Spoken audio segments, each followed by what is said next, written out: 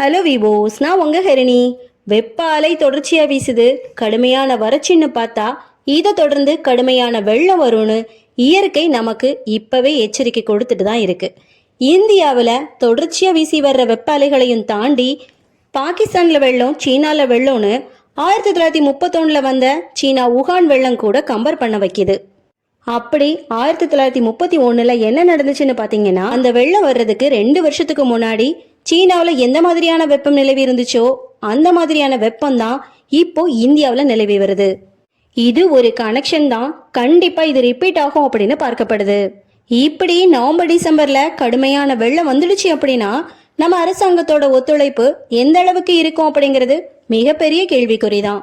இப்படி கடுமையான வெப்பத்துக்கு அப்புறம் பெருமழை வந்துடுச்சு அப்படின்னா பெருவெள்ளம் அப்படிங்கிறது உறுதின்னு பார்க்கப்படுது. ஏன் அப்படின்னா கடுமையான வறட்சினால மண் பரப்பு கட்டியா மாறிடுது. வர்ற மழை தண்ணியை அக்செப்ட் பண்ற கெப்பாசிட்டி இந்த மண் தரைக்கு இருக்கிறது கிடையாது. இதனால மழை நீரானது மேலே எழ ஆரம்பிக்கும். அதனால மழை நீரானது தேங்க ஆரம்பிக்கும். அதையும் தாண்டி இப்படி பிளந்து பிளந்து நிற்கிற மண்கட்டிகளுக்குள்ள காத்து தேங்க ஆரம்பிக்கும். இந்த டைம்ல கடுமையான மழை வந்துடுச்சு அப்படின்னா மழை தண்ணி தேங்கும் போது பூமிக்கு கீழே இருக்கிற காத்தானது மேலே எழ ட்ரை பண்ணும். ஆனா இப்படி காத்து மேலே எழும்போது மழை தண்ணீரானது அந்த காற்றை பூமிக்குள்ளேயே நிப்பாட்டிடும். இப்படி நிப்பாட்டுற காற்றின் காரணமா மழை நீரானது பூமிக்குள்ள போக வாய்ப்பே இல்லை. ஏன்னா பூமிக்கு கீழே இருந்து காற்று மேலே நோக்கி வருது. மேலே இருக்கக்கூடிய தண்ணீர் கீழே நோக்கி போறதுக்கான முயற்சியை செய்யும் போது அது தோற்று போகுது. ஆக மொத்தம் பூமிக்குள்ளேயும் போகாம சமதளங்களுக்குள்ளேயே நிரம்பி நிக்குது. இப்படி மழை நீரானது பூமிக்குள்ள போகாம இருந்துச்சு அப்படின்னா பெரிய அளவுல பயிர்கள் நாசமாகுது. பெருவெள்ளம் அப்படிங்கிறது உறுதியாகுது.